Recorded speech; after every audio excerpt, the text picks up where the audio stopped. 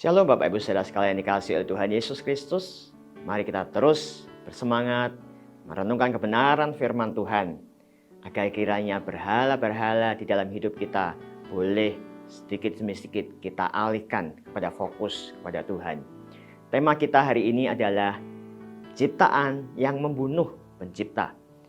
Bacaan kita terambil dari Keluaran 32 ayat 4 yang berbunyi demikian. Diterimanya itu dari tangan mereka, dibentuknya dengan pahat, dan dibuatnyalah daripadanya anak lembu tuangan. Kemudian berkatalah mereka, "Hai Israel, inilah Allahmu yang telah menuntun engkau keluar dari tanah Mesir."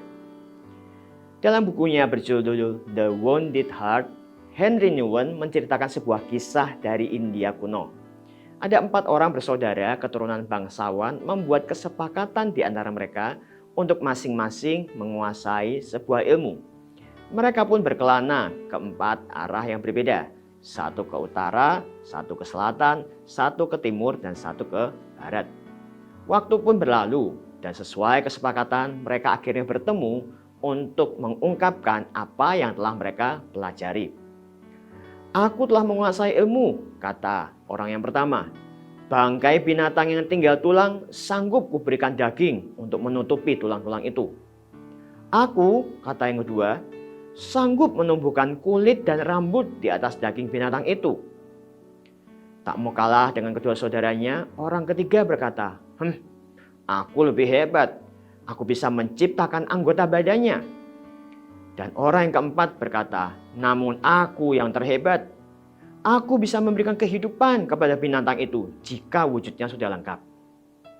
Setelah itu mereka berempat pergi ke hutan untuk mencari tulang agar mereka dapat menunjukkan keahlian mereka. Tak berapa lama mereka menemukan bangkai yang busuk dengan tulang yang tersisa, dan rupanya itu adalah bangkai singa. Orang pertama pun segera mengucapkan mantra sehingga tumbuhlah daging yang menutupi tulang-tulang singa itu. Kemudian orang kedua berhasil menumbuhkan kulit dan rambutnya. Demikian pula orang ketiga melengkapinya dengan anggota tubuh. Dan pada akhirnya orang keempat memberi kehidupan kepada singa itu. Semua nampak berbangga dengan pencapaian mereka. Namun tak satu pun sadar akan bahaya yang mengintai mereka. Singa hasil ciptaan mereka itu pun segera bangkit dan menerkam penciptanya. Dia membunuh mereka semua dan segera menghilang di tengah gelapnya hutan. Dalam perjalanan bangsa Israel dari Mesir menuju Kanaan, mereka singgah dan berkemah di kaki Gunung Sinai. Di atas gunung itulah Musa menerima 10 perintah Allah. Namun ketika umat Israel melihat bahwa Musa tak kunjung turun, mereka minta kepada Musa untuk membuatkan bagi mereka Allah yang akan menggantikan posisi Musa sebagai pemimpin. Dengan kata lain, mereka tidak mau dipimpin oleh Allah. Harun pun menuruti kemauan mereka. Dibuatnyalah sebuah anak lembu emas dan mereka memuja dewa itu. Namun kita tahu kemudian Tuhan menjadi murka. Dari sini kita bisa melihat bahwa umat Israel membuat sebuah ciptaan yang pada akhirnya membinasakan mereka sendiri.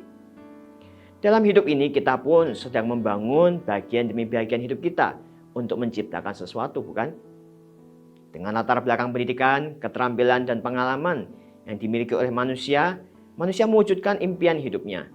Dengan kepandaiannya, manusia berhasil menciptakan keajaiban di genggaman berupa smartphone, belum lagi teknologi AI atau Artificial Intelligence dan ChatGPT yang mulai digandrungi banyak orang. Memiliki harta, ada di posisi yang tinggi, menjadi terkenal adalah hasil yang ketika menjadi kenyataan bisa saja memberi faedah. Namun sebaliknya justru dapat melahap dan menghancurkan kita, kecuali kita terlebih dahulu mencari kerajaan dan kebenaran Allah. Oleh karenanya, mari kita terus menundukkan diri kepada Allah, Sang Pencipta kita. Amin.